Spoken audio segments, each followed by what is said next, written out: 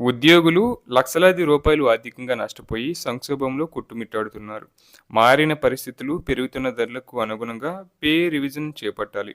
ఉద్యోగులకు రావాల్సిన బకాయిలను పే స్లిప్లలో చూపాలి. 12వ పీఎస్సీ కమిషనర్ను తక్షణమే నియమించాలి.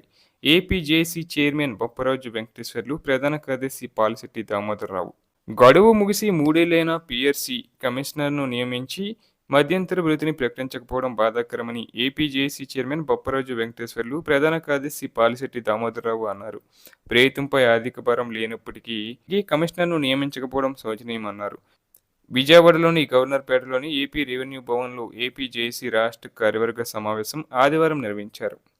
పీఆర్సీ కమిషనర్ను నియమించి మధ్యంతర భృతి ప్రకటించాలని, కాంట్రాక్ట్ అవుట్సోర్సింగ్ ఉద్యోగులకు ఇచ్చిన హామీలను అమలు చేయాలని, అడిషనల్ క్వాంటమ్ ఆఫ్ పెన్షన్ పెంచాలని తదితర 12 అంశాలపై ఏకగ్రీవంగా ఈ సమావేశంలో తీర్మానం చేశారు.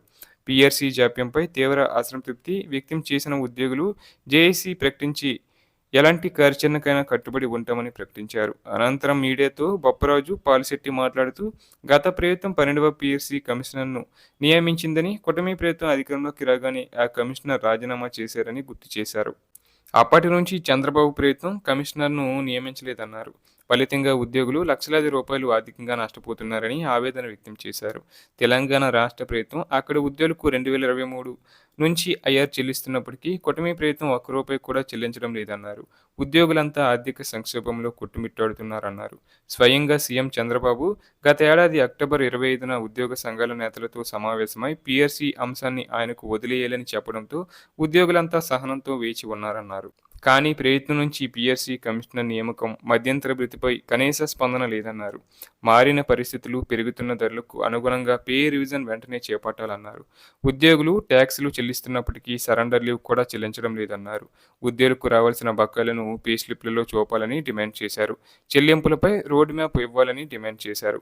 ఉద్యోగుల్లో తీవ్ర అసంతృప్తి నెలకొందని, వారి ప్రయోజనాలను కాపాడుకోవడానికి ఉద్యమ కార్యాచరణ తప్ప వేరే ప్రత్యామ్నాయం కనిపించడం లేదన్నారు.